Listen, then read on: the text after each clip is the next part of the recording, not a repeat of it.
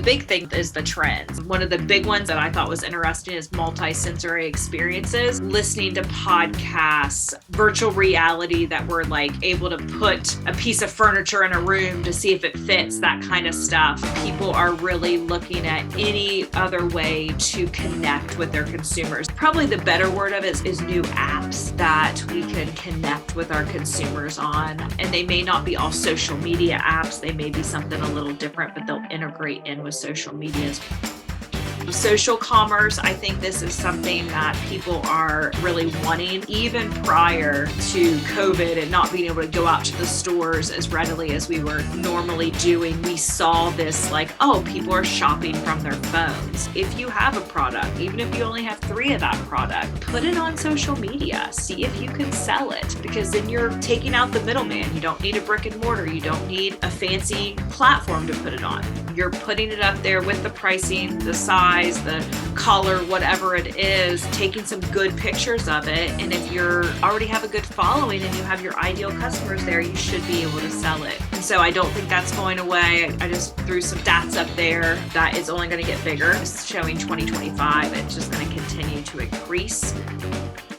And then also people are really looking into businesses more now than ever. And if they are doing good work, are they environmentally friendly? Are they doing good by our communities and that kind of thing? And so people are tending to do business with that. But I'm like, we got to put it out there in some sense, because sometimes people just do business with an organization because they support something. The social audio. This is something that I thought was really neat, and something to really watch is these sound bites. They're saying they're beta testing, so some of you might have this. I think it was back in maybe November, came out with an article about the soundbite reaction tool. Twitter is going to have voice tweets. Again, some people have it, some people don't. Twitter Spaces is out there, and then LinkedIn is going to have some audio event. I think it was called Clubhouse was the name of the app that was hot for a minute or two. I was on it and listening a lot, and that was the thing. It was listening. It was a social audio. There was no video. Yes, you could see pictures of the people, images, but it was very audio focused. We did kind of see, podcasts were really starting to amp up pre-COVID. They did take a little bit of a nosedive because the majority of people were listening to those podcasts while they were commuting, while they were driving. And so there was a little dive down there, and it seems like it's coming back.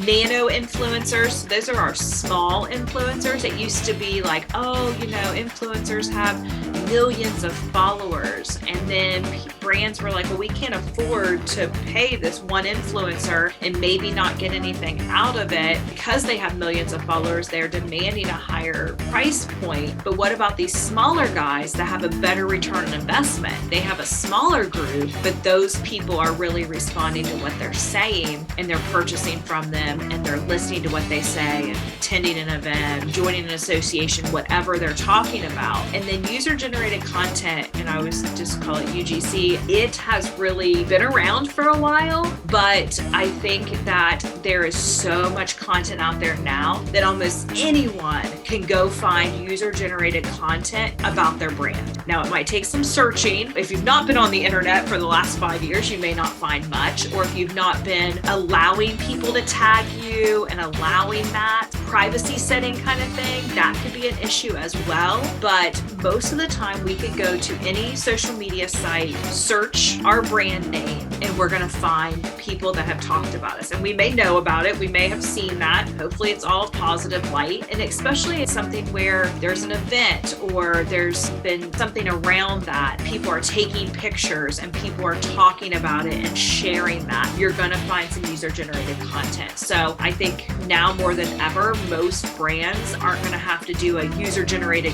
campaign to collect that, but it's still not a bad idea. AI has really taken over content creation. This is a really cool site, Copy AI. I really liked it. I actually used it, created a few blog posts, and just kind of pulled some content from a client's website and had this AI program write me, kind of said, okay, I need a 300-word blog post, and they just wrote it for me based on some copy on the website. They pull some other stuff. And so it's a really neat program. There is a paid version and a free version. It's pretty cool to check out, especially if you're wanting to get more into the writing. Couldn't get through the 2023 trends without talking about TikTok. Still not a huge TikTok lover. I don't see a huge return on investment there, but it's something that's I don't think is going to go away. They are definitely pushing the advertising. You may have seen it just being on the app, but just some of the stats I found, the major increase in advertising. Search has increased on Reels, more over regular search. Stories have actually dropped. The first year that Stories has not seen an increase. Personally, I don't think Facebook Stories have really taken off. They may never, but Instagram Stories were kind of where people were going for the longest time. And now we're seeing that slowly, but kind of moving over to people are going straight to Reels on Instagram. Next thing is just video. If you followed me at all, it's no secret that video editing is where I'm kind of putting a lot of my efforts. I am going to be doing this service. I do have some special pricing, packaging if you're interested. There's the link. I thought I would just put that out to you guys.